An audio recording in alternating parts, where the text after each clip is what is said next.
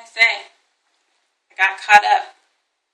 There I was, entangled by the web of loud music, crazy parties, and lies that pretty faces could just wink into my heart.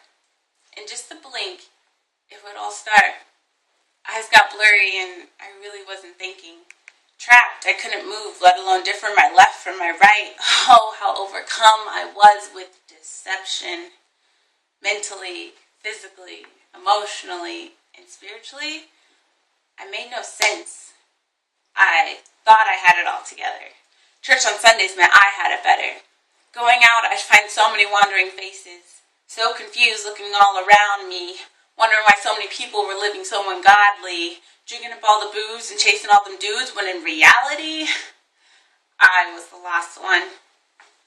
Go ahead, give me a mirror, because honestly, I should be preaching to myself. Instead, going out thinking how all these heathens need Jesus, forgetting the fact that he came here to free us from the temptations that seize us, and this us that I speak of, yes, even includes me. No sin is uncommon. I'm just one in a million, giving in right there with them, one bad decision after the next. I'd be dropping low on a Saturday night, then have my hands lifted high the next morning. I'd go out, I'd flirt, I'd drink, work the floor, then all of a sudden, without warning, I'd be thinking of God no more. In that moment, I was just so confused and so judgmental. All those around me caught up in the exact same sin, not living for God, only for them. Let me tell you, there's a thin line between pushing the boundary and falling right over it, and I'm stuck tottering in the middle, which doesn't make much sense. I mean, I had to make my yes be yes and my no be no, because living in this land of maybe is not the way to go. Like, maybe just this once, or maybe I'll get away with it. Yeah, maybe, but is it really worth reaching that status quo? I've been able to separate the walk and the talk from the start.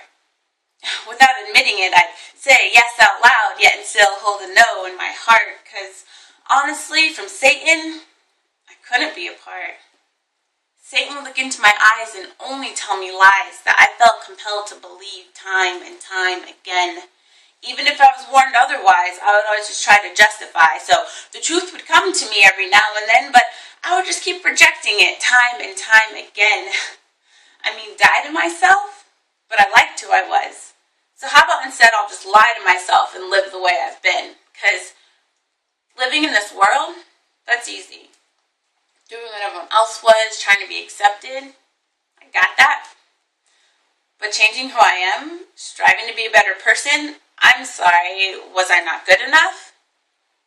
Then it hit me, knocked me out cold. Falling to my knees, I black out. Lights out, game over. I lied there, dead asleep, though I'm sure it seemed as if I was awake. Sitting up, I'd think back at my life and realize, I was horrified. I mean, who was I? Paralyzed by the shock, couldn't even get up and walk, so for a while my paths just stayed crooked. I couldn't believe who I am, who I was. Because we get to start again.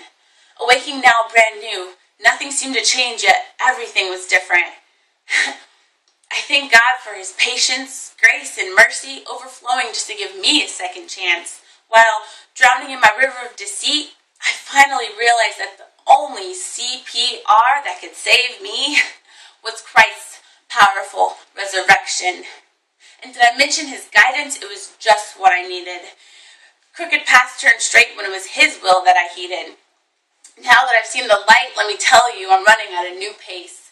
Fast, strong, with such haste, because there isn't a second left in time to waste and get right and turn two-faced to TrueFaced.